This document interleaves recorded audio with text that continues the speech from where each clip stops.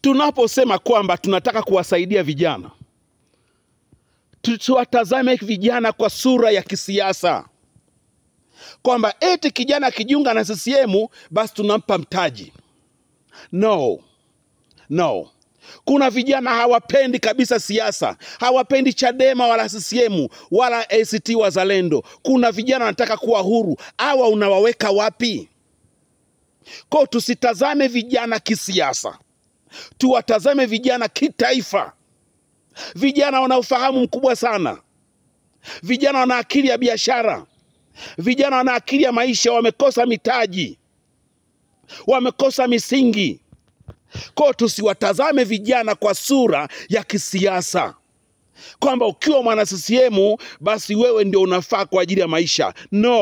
No, that's a great mistake. Ni kosa moja kubwa sana tutakuwa tunalifanya, ndugu zangu.